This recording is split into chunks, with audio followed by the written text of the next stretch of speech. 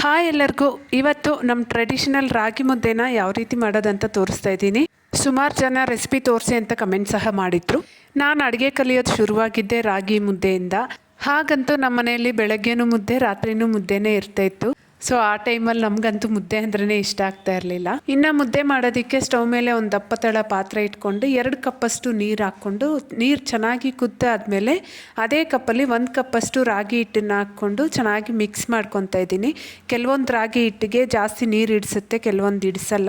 So ಅದಕ್ಕೆ 1 ಕಪ್ಪಷ್ಟು ಹಾಕ್ಕೊಂಡು ಮತ್ತೆ ಬೇಕಂದರೆ ಸ್ವಲ್ಪ ಹಾಕ್ಕೋಬೋದು. ನಾನಿಲ್ಲಿ 2 ಟೇಬಲ್ ಸ್ಪೂನ್ ಅಷ್ಟು ಎಕ್ಸ್ಟ್ರಾ ಹಾಕ್ಕೊಂಡಿದ್ದೀನಿ. ಇದನ್ನು ಹಾಕ್ಕೊಂಡು ಚೆನ್ನಾಗಿ ಕಲಿಸ್ಬೇಕು. ಈ ಮುದ್ದೆ ಕಲಿಸೋದ್ರಲ್ಲೇ ಇರುತ್ತೆ ಮುದ್ದೆ ಟೆಕ್ಸ್ಚರು.